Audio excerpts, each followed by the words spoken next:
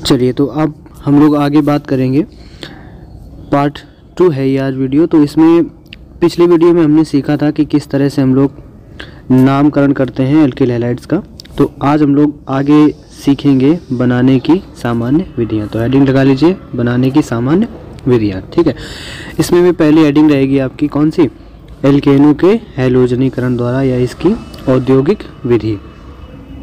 तो चलिए शुरुआत करते हैं। तो हेडिंग क्या रहेगी आपकी?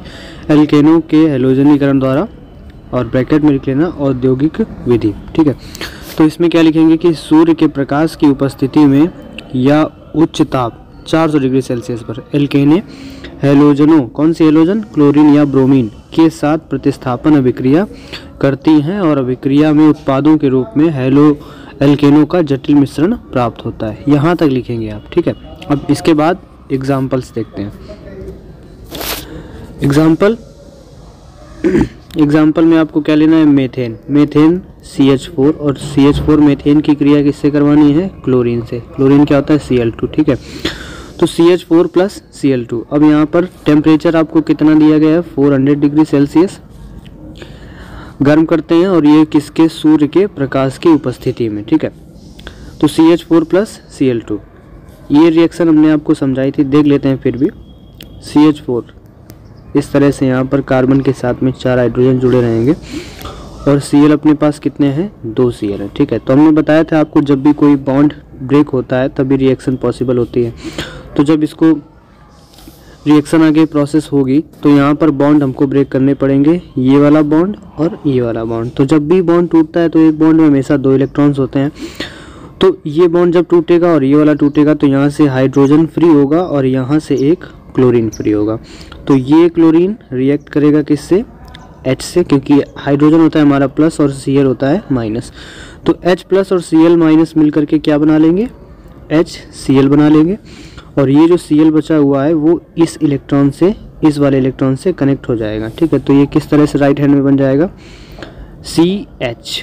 H कितने हैं हमारे पास? पीछे वाले 3 है, उसमें तो कुछ बदला नहीं, तो CH3 और Cl इसमें ऐड हो गया, और निकल क्या जाता है? HCl निकल जाता है। तो यहीं पर रिएक्शन के नीचे लिख देते हैं माइनस में HCl। ठीक है, रिएक्शन ये यहीं पर समाप्त तो नहीं होती है और आगे भी चलती जाती है। हालांकि हैलो एल्केन हमारा ये बन चुका है। ठीक है, प्लस Cl2 से अगेन इसमें रिएक्ट कराते हैं, फिर से सब कुछ वही 400 डिग्री सेल्सियस तापमान और सूर्य का प्रकाश।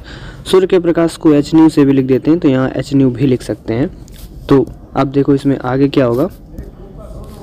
CH3Cl plus Cl2। जिस तरह से ये वाली रिएक्शन हुई थी, इसमें 2 Cl थे, सेम यहाँ पर 2 Cl हैं और एक Cl यहाँ आ चुका है इसका। तो यहाँ हाइड्रोजन 3 थे अब यहाँ इस नेक्स्ट रिएक्शन में 3 हाइड्रोजन है। तो दूसरा वाला हाइड्रोजन, ये वाला हाइड्रोजन क्या करेगा? ये बॉन्ड ब्रेक होगा, यहाँ से ये वाला बॉन्ड ब्रेक होगा। तो जब ये 2 क्लोरीन है तो इसमें से एक क्लोरीन यहाँ पर जुड़ जाएगा और इस कार्बन से जुड़ जाएगा, और जो दूसरा क्लोरीन है बचा हुआ वो इस हाइड्रोजन से क्रिया करके क्या बना लेगा? अगेन HCl बना लेगा। तो यहाँ पर भी क्या होगा? एक HCl निकल जाएगा। ठीक है, तो माइनस HCl यहाँ पर भी लिख देंगे, और इस बार एक हाइड्रोजन यहाँ से कम हो गया, यानी कि बचे हमारे पास CH2, और Cl एक यहाँ बचा हुआ था जो ये वाला, ये यहाँ पर जुड़ जाएगा इस हाइड्रोजन की जगह। तो Cl कितने हो जाएंगे? 2, यानी CH2Cl2 प्लस अगेन फिर से रिएक्ट करवाते हैं किससे? क्लोरीन से। तो सेम यहाँ पर भी प्रोसेस होता है, एक HCl निकल जाता है और जो दूसरा Cl बचा हुआ होता है वो इस हाइड्रोजन की जगह ले लेता है। तो ये बन जाता है हमारे पास CHCl3। ठीक है, अब अंतिम स्टेप प्लस क्लोरीन से और क्रिया करवाते हैं इसमें लास्ट। तो क्या हो जाता है? यहाँ पर जो एक हाइड्रोजन बचा है वो हाइड्रोजन भी कौन ले जाता है? क्लोरीन। तो यहाँ पर एक माइनस में HCl निकल जाता है और हमें क्या मिल जाता है? CH तो बचा ही नहीं है, सारे चले गए, तो CCl4। तो इस तरह से कार्बन टेट्राक्लोराइड लास्ट में CCl4 के रूप में मिल जाता है। ठीक है, नाम देख लेते हैं। तो पहला क्या होता है? जो CH3Cl लिखा है वो देखो क्या लिखा है? मेथिल क्लोराइड, या इसको क्लोरोमेथेन भी कहते हैं। दूसरा क्या है? डाई क्लोरोमेथेन या मेथिलीन क्लोराइड, इस तरह से। और तीसरा जो हमको मिला है ये, इसको कहते हैं हम लोग क्लोरोफॉर्म। ये आगे पढ़ेंगे आप, इसके मेथड बनाने की विधि वगैरह है लेसन में। ठीक, तो ये क्लोरोफॉर्म। इसी तरह से जो लास्ट में बनता है अंतिम हमारा उत्पाद वो होता है CCl4, और इसको कहते हैं हम लोग कार्बन टेट्राक्लोराइड। ठीक है, तो ये कार्बन टेट्राक्लोराइड हमारा हो जाता है। ठीक। तो ये अल्किल हैलाइड बनाने की पहली विधि थी, ठीक है। अब चलते हैं हम लोग दूसरी विधि पर, देखते हैं दूसरी विधि।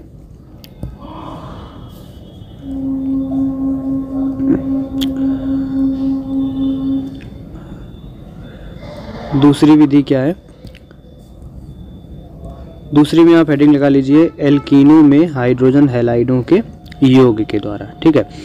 क्या हेडिंग रहेगी, एल्कीनो में हाइड्रोजन हैलाइडों के योग के द्वारा। देखते हैं किस तरह से, क्या लिखेंगे आप इसमें, एल्कीने हाइड्रोजन हैलाइडों के साथ योगात्मक अभिक्रिया करके एल्किल हैलाइड बनाते हैं। योगात्मक अभिक्रिया मतलब उसमें ऐड हो जाती है, मतलब दो चीज़ें मिलकर एक चीज़ बनाती है, उसको कहते हैं योगात्मक। फॉर एग्जांपल योगात्मक आप क्लास 10th में क्या पढ़ाया था आपको, C+O2 बराबर CO2, कुछ इस तरह से। वेरी सिंपल रिएक्शन होती है। अब यहाँ पर क्या है, यहाँ ऑर्गेनिक है। अब ये लिखा है एल्कीन, एल्कीन का पहला मेंबर क्या होता है, एल्कीन का कॉमन फार्मूला CnH2n, ठीक। पहला मेंबर होता है इसका C2H4। एल्कीन की सबसे बड़ी पहचान क्या होगी, कार्बन कार्बन के बीच क्या होगा, डबल बॉन्ड होगा, ठीक है। तो 2 हाइड्रोजन इसमें चिपका देते हैं, 2 हाइड्रोजन इसमें चिपका देते हैं, तो ये CH2 डबल बॉन्ड CH2 हो जाता है, ठीक है। तो इसी तरह से ये देखो लिखा है CH2 डबल बॉन्ड CH2, ठीक। तो CH2 double bond CH2 plus react किससे करवाते हैं, हाइड्रोजन हैलाइड। हाइड्रोजन हैलाइड मतलब कोई भी हैलाइड ले सकते हैं, Cl या Br, हालांकि इसमें रिएक्टिविटी अलग अलग होती है। तो HBr की क्रिया करवाते हैं इससे। देखो यहाँ पर हाइड्रोजन और Br, HBr इस तरह से लिखा हुआ है, तो हाइड्रोजन और ब्रोमीन के बीच में एक सिंगल बॉन्ड होगा और यहाँ पर क्या है, डबल बॉन्ड। तो जब भी रिएक्शन कराते हैं तो इसको गर्म करते हैं, तो गर्म करने पर क्या होगा, एक बॉन्ड यहाँ से ब्रेक होगा और एक बॉन्ड यहाँ से ब्रेक होगा, तो एक इलेक्ट्रॉन इस कार्बन पर जाएगा, एक इलेक्ट्रॉन इस कार्बन पर जाएगा। अब इसी तरह से एक इलेक्ट्रॉन ये हाइड्रोजन और एक इलेक्ट्रॉन ब्रोमीन के पास, तो हाइड्रोजन जो है ना वो यहाँ से निकल करके इस कार्बन में जोड़ देते हैं और ब्रोमीन जो है इस कार्बन में जोड़ देते हैं, तो यहाँ पर सिंगल बॉन्ड बचेगा। तो यहाँ पर जो CH2 लिखा है वो क्या हो जाएगा, CH3 हो जाएगा, और जो ये CH2 है ये बना रहेगा। और Br किस में जुड़ रहा है, जो ये बॉन्ड टूटा है ना वो उस वाले इलेक्ट्रॉन में जुड़ रहा है, नहीं तो आप सोचे कहाँ पर जुड़ रहा है, तो CH3 CH2 Br ये हो जाता है। तो ये क्या बन गया हमारा, alkyl halide, CH3 CH2 Br, ठीक है। तो ये दूसरा मेथड हो गया बनाने की विधि, ठीक। अब आगे देखते हैं इसमें एक चीज़ ज़्यादा है और वो क्या है, मार्कोनिकॉफ नियम। तो आप अलग से हेडिंग लगा लेंगे क्या, मार्कोनिकॉफ नियम, ठीक। मार्कोनिकॉफ नियम हेडिंग लगा लेंगे और उसमें क्या लिखेंगे आप, मार्कोनिकॉफ नियम में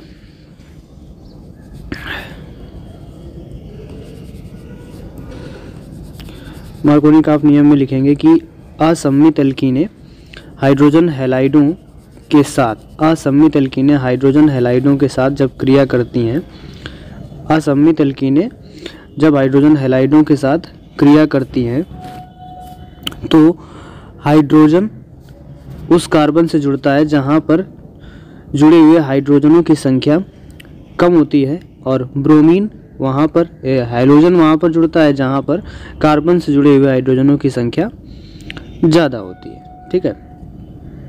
तो ये मार्कोनिकॉफ नियम हो जाता है। अब किस तरह से इसको एक्सप्लेन करते हैं, चलिए देखते हैं। असम्मित एल्कीन, जैसे कि अभी सम्मित एल्कीन की हमने बात की थी, तो सम्मित एल्कीन क्या होता है, CH2 डबल बॉन्ड CH2। सम्मित एल्कीन किसको कहेंगे, जिसमें डबल बॉन्ड के दोनों तरफ कार्बन की संख्या बराबर होगी, उसको कहेंगे सम्मित एल्कीन। और असम्मित किसको कह देंगे, जिसमें डबल बॉन्ड के लेफ्ट साइड या राइट साइड जुड़े हुए जो भी कार्बन होंगे उनकी संख्या जो होगी वो डिफरेंट होगी, ठीक, अलग अलग होगी, कम ज़्यादा होगी, तो उसको हम लोग कहते हैं असम्मित। जैसे डबल बॉन्ड ये है तो इस तरफ एक कार्बन और इस तरफ कितने हैं, 2 कार्बन, ठीक। तो ये हमारा क्या हो गया, असम्मित एल्कीन हो गया, ठीक है। तो मार्कोनिकॉफ नियम क्या कहता है, मार्कोनिकॉफ नियम कहता है कि HBr में H प्लस है और Br माइनस है, तो प्लस वाला हिस्सा उस तरफ जुड़ेगा जिधर कार्बन से जुड़े हुए हाइड्रोजन की संख्या ज़्यादा होगी, और Br यानी माइनस वाला हिस्सा उस तरफ जुड़ेगा जहाँ पर कार्बन से जुड़े हुए हाइड्रोजन की संख्या कम होगी, ठीक है। तो ये बात आप याद रखेंगे कि माइनस वाला जो हिस्सा है वो हमें कहाँ पर जोड़ना है, जहाँ पर कम हाइड्रोजन है, और जो प्लस वाला हिस्सा जोड़ना है वो कहाँ पर जोड़ना है, जहाँ पर ज़्यादा हाइड्रोजन है, ठीक है। तो ये यहाँ पर जुड़ जाएगा इस तरह से, ठीक। तो देखते हैं राइट हैंड में क्या हमें मिल जाएगा, CH3 सिंगल बॉन्ड CH। अब इस CH में क्या जुड़ेगा, Br जुड़ेगा, CH Br सिंगल बॉन्ड, और ये क्या हो जाएगा CH3। तो इस तरह से ये एक प्रोडक्ट मिल जाता है और ये मार्कोनी-काफ नियम से है, ठीक है। अब देखो इसमें Br जो जुड़ा है वो ये वाला बॉन्ड टूट करके जुड़ा है, क्योंकि एक इलेक्ट्रॉन इस कार्बन पर जाएगा और एक इलेक्ट्रॉन इस कार्बन पर जाएगा। तो जो Br जुड़ा है वो इस कार्बन से जुड़ गया है, ये देखो यहाँ पर, और जो हाइड्रोजन जुड़ा है वो इस कार्बन से जुड़ गया है, तो ये CH3 हो गया है, ठीक है। अब अगर इसके नाम की बात करें तो इसको नाम क्या कहते हैं, इसको इस तरह की संरचना जो बनी है इस कार्बन से बना है ना ये, तो इसको कहते हैं आइसो।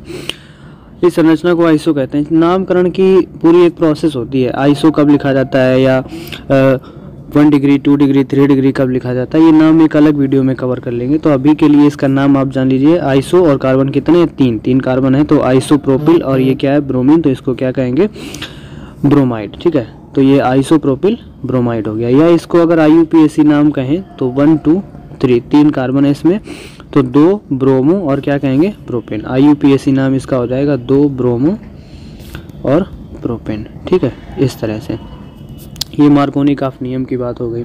अब इसी का जस्ट अपोजिट होता है, इसका जस्ट अपोजिट क्या होता है भाई, उस अपोजिट को कहते हैं हम लोग खैरेस प्रभाव। तो हेडिंग लगा लीजिए क्या, खैरेस प्रभाव, ठीक। खैरेस प्रभाव में क्या लिखेंगे कि ऑक्सीजन या कार्बनिक पराक्साइडों जैसे कि बेंजल पराक्साइड की उपस्थिति में असम्मित एल्कीन HBr का योग मार्कोनी-काफ नियम के विपरीत होता है, और यह घटना खैरेस प्रभाव या पराक्साइड प्रभाव कहलाती है। ये आप लिख लेंगे, एग्जाम्पल के थ्रू समझते हैं। इसमें एग्जाम्पल क्या होगा, देखिए असम्मित एल्कीन वैसे ही रहेगी जैसे ऊपर वाले रिएक्शन में थी। असम्मित एल्कीन कौन सी, CH3 सिंगल बॉन्ड CH और डबल बॉन्ड CH2। असम्मित एल्कीन वही रहेगी अपने पास, CH3 सिंगल बॉन्ड CH और डबल बॉन्ड CH2, ठीक। अब प्लस इसमें HBr से क्रिया करवाएंगे, ठीक। अब इसमें क्या अलग होगा ये देखते हैं, क्या अलग होने वाला है। देखो ऊपर वाली रिएक्शन में क्या हुआ था, ब्रोमीन कहाँ जुड़ा था, जहाँ पर हाइड्रोजन कम थे। इस बार ब्रोमीन कहाँ जुड़ेगा, जहाँ पर हाइड्रोजन ज़्यादा होंगे, ठीक। यानी कि माइनस वाला हिस्सा में पास में जोड़ना है और प्लस वाला हिस्सा कहाँ जोड़ना है, इस जगह पर। ये आपको याद रखना है। जुड़ेगा कैसे, यहाँ पर एक बॉन्ड ब्रेक होगा, एक इलेक्ट्रॉन इस कार्बन पर और एक इलेक्ट्रॉन इस वाले कार्बन पर, ठीक है। तो यहाँ पर इस तरह से जुड़ जाएगा। तो H को हमें कहाँ जोड़ना है, बीच वाले कार्बन से, CH3 सिंगल बॉन्ड, यहाँ हो जाएगा CH2 और सिंगल बॉन्ड CH2 और Br, इस तरह से। तो CH3 CH2 CH2 Br। अब इसका नाम क्या हो जाएगा, अब इसमें अगर नामकरण करें तो 1 2 3, तो इसको हम लोग कह देंगे 1 ब्रोमो और प्रोपेन, क्योंकि इसमें भी 3 कार्बन है, तो 1 ब्रोमो प्रोपेन इसका नाम हो जाएगा। तो मार्कोनी-काफ नियम में बस आपको इतना समझना है कि ऋणात्मक वाला हिस्सा हमें वहाँ पर जोड़ना है जहाँ पर हाइड्रोजन कम होंगे, और धनात्मक वाला हिस्सा वहाँ जोड़ना है जहाँ हाइड्रोजन ज़्यादा होंगे। खैरेस प्रभाव हो जाएगा तो यही उल्टा हो जाएगा, हमें धनात्मक हिस्सा वहाँ जोड़ना है जहाँ पर हाइड्रोजन कम होंगे, और ऋणात्मक हिस्सा वहाँ जोड़ना है जहाँ पर हाइड्रोजन ज़्यादा होंगे। तो ये बात हो गई खैरेस प्रभाव की, ठीक है। ये आता है एग्जाम में। चलिए अब आगे देखते हैं, फटाफट से देख लेते हैं। तीसरा मेथड बनाने की जो तीसरी विधि है वो क्या होती है, तीसरी विधि, इसमें तीसरी विधि में हेडिंग लगा लेंगे आप, एल्कोहलों की हाइड्रोजन हैलाइडों से अभिक्रिया द्वारा। और इसमें क्या लिखेंगे, उचित परिस्थितियों में एल्कोहल हाइड्रोजन हैलाइडों यानी HX के साथ अभिक्रिया करके एल्किल हैलाइड बनाते हैं, ठीक है। अब बहुत ही सिंपल आसान सी रिएक्शन है। एल्कोहल ROH लिखा हुआ है ना, एल्कोहल जो होता है एल्कोहल ग्रुप, एल्कोहल को कहते हैं हम लोग OH, ठीक है। अब इसके साथ में अगर हम R जोड़ दें, R को सिंपली हमने बताया था क्या होता है, ये एल्किल ग्रुप होता है, एल्किल मतलब R, और R की जगह हम लोग हमेशा क्या लिखेंगे, CH3 लिखेंगे, C2H5 लिखेंगे, ये आप याद कर लेंगे, है ना। तो ROH करके इसमें दिखाया गया है, ROH प्लस हाइड्रोजन हैलाइड यानी कि HX, X की जगह क्या लिखते हैं, HX की जगह हम लोग Cl Br या फिर I लिख सकते हैं, ठीक है। तो ROH की क्रिया HX से करवाएंगे, कुछ नहीं करना होता, रिएक्शन में आपको प्लस माइनस छांटना होता है। H प्लस है, X माइनस है, OH माइनस है और R प्लस है। तो प्लस वाला एलिमेंट माइनस से जुड़ेगा और माइनस वाला प्लस से जुड़ जाएगा। तो H किसके साथ चला जाएगा, OH के साथ में, तो H OH के साथ में जाएगा तो HOH बनेगा, HOH का मतलब क्या होता है, H2O, ठीक है। तो रिएक्शन किस तरह से होगी, ROH प्लस HX, ठीक। तो इसमें जो H है वो किसके साथ, OH के साथ में, तो राइट हैंड में आपको मिल जाएगा H2O प्लस, और ये R किसके साथ में जुड़ जाएगा, X के साथ में, तो ये क्या बन जाएगा RX प्लस H2O। RX क्या होता है, एल्किल हैलाइड, ठीक है। तो ये एल्किल हैलाइड बन जाता है इस तरह से।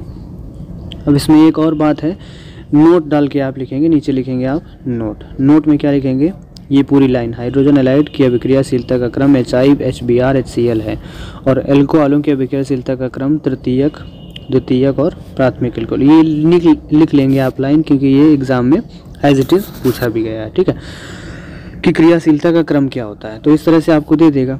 अब इसका मतलब क्या है, देखो ये समझो, HI HBr और HCl, इसका मतलब है कि HI जो है वो ज़्यादा क्रियाशील है इन दोनों से। HI से कम क्रियाशील HBr और उससे कम क्रियाशील HCl। माने HCl जो है ना वो बिल्कुल बेकार का कंपोनेंट है, और इसकी अगर क्रिया करवाएंगे तो ये अकेले क्रिया नहीं कर पाएगा, इसके साथ में कोई प्रेरक लेना पड़ेगा। किस तरह से, देखो यहाँ पर जो ROH लिखा है, ROH, R की जगह इन्होंने क्या लिया है, C2H5, CH3CH2 भी लिख सकते हैं C2H5 को। ROH के साथ में क्या लिया है, HCl लिया है। HCl क्या है, देखो बिल्कुल कम क्रियाशील है, क्योंकि इसके साथ में क्या लेना पड़ेगा हम लोगों को, उत्प्रेरक लेना पड़ेगा। तो उत्प्रेरक के रूप में क्या लिया गया है, ZnCl2। अब ये इससे क्रिया करेगा, नहीं तो इसकी इससे क्रिया ही नहीं होगी। तो जब क्रिया होगी नहीं तो कुछ बनेगा नहीं। करना वही है, OH माइनस होता है, इसमें H प्लस है, Cl माइनस है, तो H किसके साथ में जाएगा, OH के साथ में, तो H2O बन जाएगा। और ये Cl बचा हुआ, ये OH हटा यहाँ से, तो यहाँ पर क्या जुड़ जाएगा, Cl जुड़ जाएगा। तो ये क्या बन जाएगा, CH3CH2 Cl, ठीक है, प्लस में H2O। सेम रिएक्शन इसमें HBr है। HBr देखो HCl से ज़्यादा क्रियाशील है, तो उसमें प्रेरक नहीं लेना पड़ता है, ठीक है। वैसे इसमें प्रेरक कौन सा लिया जाता है, H2SO4 लिया जाता है, लिखा नहीं लिया जाता है। तो HBr, ठीक है, तो Br इसमें कहाँ जुड़ जाएगा, ये OH हटेगा यहाँ से, OH किसके साथ में जाएगा, इस H के साथ में, तो क्या बना लेगा, H2O, CH3CH2 Br बन जाएगा, ठीक है। तो ये सेकंड रिएक्शन हो गई। अब इसी तरह से अगर हम यहाँ पर HI लें, देखो HI वाली रिएक्शन ये नीचे लिखी है, ये तीनों रिएक्शन आपको लिखनी है। तो HI में क्या करते हैं कि HI जो है ना ये बहुत ज़्यादा क्रियाशील होता है, तो ये अपने आप ही क्रिया कर लेता है, इसमें कोई प्रेरक नहीं लेते हैं। तो H किसके साथ में क्रिया करता है, OH के साथ में, तो क्या बन जाता है H2O, और I अपना आयोडीन जो है वो यहाँ पर जुड़ जाता है, तो ये क्या बन जाता है, एथिल आयोडाइड, ठीक है। तो इस तरह से ये हमारी रिएक्शन कंप्लीट हो जाती है। अब आगे देखते हैं चौथा मेथड, चौथी विधि, बनाने की विधि एल्किल हैलाइड की क्या है चौथी। तो हेडिंग लगा लेंगे क्या, एल्किल हैलाइडों की नंबर 4 डाल करके, एल्कोहलों की फास्फोरस हैलाइडों से अभिक्रिया द्वारा। तो एल्कोहलों की फास्फोरस ट्राइक्लोराइड यानी PCl, 3 पेंटाक्लोराइड यानी कि PCl, 5 से क्रिया कराने पर एल्किल क्लोराइड बनते हैं, ठीक है। चलो रिएक्शन को समझते हैं। यहाँ पर रिएक्शन किस तरह से होगी, रिएक्शन में क्या है, कुछ नहीं, रिएक्शन में है क्या लिखा है, CH3 CH2 OH, ये एथिल अल्कोहल है और इसमें PCl3 से क्रिया करवानी। ये इंपॉर्टेंट है, एग्जाम में ये बहुत पूछा जाता है, PCl3 से क्रिया करवाते हैं, ठीक है। तो देखो मैं बनाना क्या है, मैं बनाना है हैलाइड, एल्किल हैलाइड। एल्किल ये है, OH को अगर यहाँ से हटा दें और Cl को चिपका दें तो क्या बन जाएगा, CH3 CH2 और Cl बन जाएगा। प्लस में क्या बनेगा वो देखते हैं।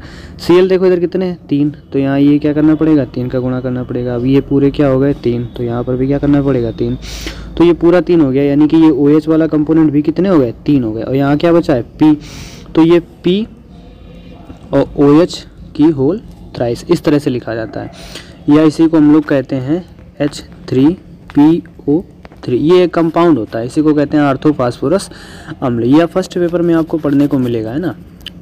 तो H3PO3 ये बन जाता है इसमें। बहुत ही सिंपल रिएक्शन क्या किया हमने, Cl माइनस होता है और यहाँ पर OH माइनस होता है, तो P किसके साथ में जाएगा, P फास्फोरस प्लस होता है, P OH के साथ में जाएगा और Cl यहाँ पर जुड़ जाएगा। तो ये CH3 CH2 Cl और प्लस POH की होल थ्राइस या H3PO3, ये PCl3 से क्रिया हो गई।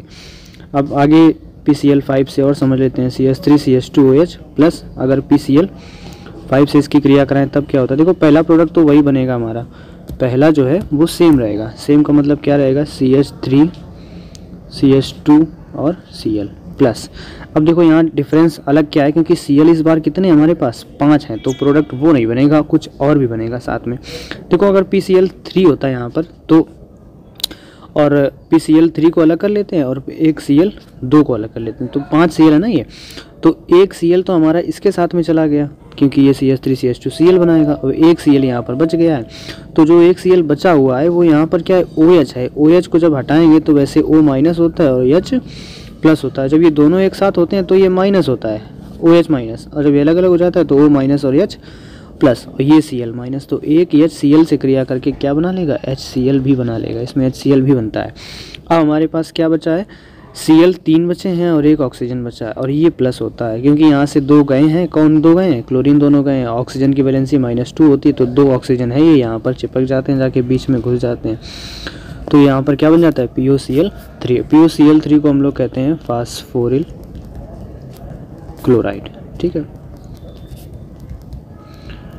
फास्फोरिल क्लोराइड। तो इस तरह से ये एल्कोहलों की फास्फोरस हैलाइडों से अभिक्रिया कंप्लीट हो जाती है। तो ये बनाने की विधियाँ कितनी हो गई, 4 मेथड हो गए बनाने के। ओके, अब चलते हैं नेक्स्ट देखते हैं क्या है। नेक्स्ट है आपका हाँ, बहुत ही अच्छी नेमिंग रिएक्शन है ये। नेमिंग रिएक्शन, आपको जो नेमिंग रिएक्शंस है ना वो बिल्कुल आपको लर्न करनी है, नेम से ही वो आते हैं। देखो हेडिंग लगा लो, क्या है अगली, डार्जन अभिक्रिया, डार्जन रिएक्शन। तो डार्जन रिएक्शन जो है इसमें क्या लिखेंगे आप, एथिल अल्कोहल की थायोनिल क्लोराइड। देखो थायो वर्ड जहाँ पर आए आप याद रखेंगे, थायो का मतलब होता है सल्फर, और जहाँ पर भी आए एजो का मतलब होता है नाइट्रोजन, ठीक है। तो डार्जन अभिक्रिया हेडिंग डाल करके क्या लिखेंगे, एथिल अल्कोहल की थायोनिल क्लोराइड से क्रिया कराने पर, एथिल अल्कोहल की थायोनिल क्लोराइड से क्रिया कराने पर एथिल क्लोराइड बनता है। वेरी सिंपल, समझ गए। क्या लिखेंगे, एथिल अल्कोहल ये है, थायोनिल क्लोराइड ये, एथिल अल्कोहल की थायोनिल क्लोराइड से क्रिया कराने पर एथिल क्लोराइड बनता है, ठीक है। अब देखिए रिएक्शन में क्या है, एथिल अल्कोहल क्या होता है, CH3 CH2OH, thionyl chloride formula याद रखना पड़ेगा आपको, क्या, SOCl2। देखो यहाँ से क्या हट जाएगा, OH को हटाना है हमें, क्योंकि यही क्या है, ये पूरा R है ना, R को ही क्या कहते हैं, C2H5। तो ये CH3 CH2 और यहाँ पर क्या जुड़ जाएगा, एक Cl जुड़ जाएगा, तो CH3 CH2 Cl प्लस। अब देखो यहाँ पर क्या बचा है हमारे पास, SOCl बचा है, एक Cl बचा है अगेन, और यहाँ से क्या निकला है, OH निकला है। OH को अगर अलग करें तो एक O अलग हो जाएगा, O माइनस और H प्लस, ठीक। और SOCl में Cl तो माइनस होगा ही, जानते हैं आप। तो H किससे क्रिया करेगा, Cl से, तो क्या बना लेगा, HCl। और SO कुछ होता नहीं है इसमें, एक अगर ऑक्सीजन और ऐड करें तो ये क्या हो जाएगा, SO2 हो जाएगा, है ना। थोड़ा सा समझते हैं। और क्या, क्योंकि यहाँ पर क्लोरीन कितने थे, 2 वैलेंसी थी क्लोरीन की, और ऑक्सीजन की भी कितनी होती है, 2। तो यहाँ पर ऑक्सीजन ही जाके जुड़ेगा, तो वो क्या बनाएगा, SO2। तो इस तरह से ये एथिल क्लोराइड बन जाता है, और इस अभिक्रिया का नाम क्या होता है, डार्जन अभिक्रिया, ठीक है। ये आप ऐसे ही लर्न कर लेंगे, डार्जन अभिक्रिया, ठीक है। चलते हैं नेक्स्ट रिएक्शन पर। नेक्स्ट रिएक्शन भी आपकी इंपॉर्टेंट रिएक्शन है। नेक्स्ट क्या है, नेक्स्ट भी नेमिंग रिएक्शन है ना। नेमिंग रिएक्शन क्या लिखा है, देखो, बोरोडीन हुंस डीकर अभिक्रिया, ठीक है। हेडिंग लगाएंगे बोरोडीन हुंस डीकर रिएक्शन, ठीक। इसमें क्या लिखेंगे, सिल्वर प्रोपियोनेट की ब्रोमीन से क्रिया कराने पर एथिल ब्रोमाइड बनता है। बस इतना ही लिखेंगे। बोरोडीन हुंस डीकर अभिक्रिया में क्या लिखेंगे, सिल्वर प्रोपियोनेट की ब्रोमीन से क्रिया कराने पर एथिल ब्रोमाइड बनता है, ठीक है। तो सिल्वर प्रोपियोनेट की एथिल ब्रोमाइड से सिल्वर प्रोपियोनेट की ब्रोमीन से क्रिया कराते हैं तो एथिल ब्रोमाइड बनता है ना। तो देखो क्या है हमारे पास, कहाँ गया, बोरोडीन हुंस डीकर, मोनोकार्बोक्सिलिक अम्ल। मोनोकार्बोक्सिलिक अम्ल का मतलब वही COO होगा। कार्बोक्सिलिक अम्ल जानते हैं आप, COOH होता है ना। तो silver CH3 CH2 COOAG plus bromine से क्रिया करवाते हैं। जैसे कि देखो एसिटिक अम्ल का सूत्र क्या होता है, CH3 COOH, ठीक। अब इसमें अगर हम H को हटा करके कोई धातु जोड़ दें, H प्लस होता है और धातुएं भी प्लस होती हैं, तो अगर इसको हम कहें CH3 COOAG तो इसको कहेंगे हम लोग सिल्वर एसीटेट, ठीक, समझ गए। अब अगर यहीं हम CH3 की जगह C2H5 लिख दें, COOAG लिख दें, तो ये सिल्वर तो है ही है, और कार्बन कितने आ गए, देखो 3 कार्बन आ गए, तो सिल्वर, और इसको क्या कह देंगे, 3 कार्बन को प्रोपेन कहते हैं, तो सिल्वर प्रोपियोनेट इसका नाम हो जाता है। इसी तरह से इसका नाम सिल्वर है, एसीटेट हो जाता है और ये हमारे पास क्या है, एसिटिक अम्ल। और ये सारे क्या है, ये है मोनोकार्बोक्सिलिक अम्ल। मोनोकार्बोक्सिलिक अम्ल का मतलब समझ रहे हैं आप, कार्बोक्सिलिक अम्ल के ग्रुप कितने होंगे, एक, ठीक, एक ग्रुप होगा। ये अब कार्बोक्सिलिक अम्ल में आप सीखेंगे, ठीक है। चलो आगे रिएक्शन को देखते हैं। रिएक्शन में क्या होगा, देखो इसमें सबसे पहले आप प्लस माइनस छांटिए। देखो सिल्वर Ag प्लस होता है, ब्रोमीन माइनस होता है, तो Ag रिएक्ट किससे करेगा, माइनस से, तो AgBr यहाँ बन जाएगा, AgBr प्लस में बन गया, है ना। और हमें बनाना क्या है, हमें ध्यान से बनाना है एथिल ब्रोमाइड, तो CH3CH2 और ये सब कुछ हटेगा यहाँ से, तभी तो यहाँ पर जाके एक ब्रोमीन जुड़ेगा, है ना। तो ये क्या हो जाएगा, Br यहाँ आ जाएगा और यहाँ क्या बचा है, COO। और COO को हम क्या लिख सकते हैं बताओ, CO2 भी तो लिख सकते हैं। तो इस तरह से एथिल ब्रोमाइड, सिल्वर ब्रोमाइड और कार्बन डाइऑक्साइड कंपोनेंट प्राप्त होते हैं और इस रिएक्शन को हम लोग क्या कहते हैं, बोरोडीन हुंसडीकर रिएक्शन, ठीक है। तो ये रिएक्शन क्या हो गई हमारी, बोरोडीन हुंसडीकर रिएक्शन, ठीक। चलिए आगे चलते हैं। आगे हैलाइडों के विनिमय द्वारा, हैलाइडों के विनिमय द्वारा, ये वैसे ज़्यादा इंपॉर्टेंट तो नहीं, फिर भी समझ लेते हैं, हेडिंग लगा लो फटाक से, क्या हैलाइडों के विनिमय द्वारा। इसमें छोटी सी लाइन क्या लिखेंगे, एल्किल आयोडाइड हैलाइड विनिमय द्वारा बनाए जाते हैं। हैलाइड विनिमय द्वारा मतलब कि उसमें दोनों ही कंपोनेंट जो होंगे वो हैलोजेंस होंगे, ठीक। तो देखो रिएक्शन में क्या हो जाता है, एल्किल आयोडाइड लिखा है, एल्किल आयोडाइड क्या होगा, C2H5Cl। एल्किल जहाँ भी होगा वहाँ एथिल मेथिल हो सकता है, तो एथिल लिया गया यहाँ पर। एथिल क्लोराइड की सोडियम आयोडाइड से क्रिया करवाते हैं, तो क्या बन जाता है हमारे पास, एथिल आयोडाइड, ठीक। देखो इसमें लिखते हैं रिएक्शन, C2H5Cl प्लस NaI। करना कुछ नहीं, प्लस माइनस छांटना होता है। इसमें Cl क्या होता है, माइनस, और ये R है पूरा, ये प्लस होगा, Na प्लस और I माइनस। तो Na प्लस जो है वो किसके साथ जाएगा, Cl माइनस के साथ में। तो यहाँ क्या मिल जाएगा, NaCl, और I कहाँ पर आ जाएगा, इस Cl की जगह पर। तो ये क्या हो जाएगा, C2H5 और I। तो C2H5I और प्लस में NaCl, ये हैलाइड का विनिमय से क्या बन गया अपना, एल्किल आयोडाइड, ठीक, या एथिल आयोडाइड इसको कहते हैं, ठीक। और इस रिएक्शन का नाम भी होता है, क्या लिखा है नीचे, फिंकलस्टीन या कोनांट फिंकलस्टीन, है ना। तो ये भी आप लिख लेना कि ये अभिक्रिया फिंकलस्टीन या कोनांट फिंकलस्टीन अभिक्रिया कहलाती है, ठीक है।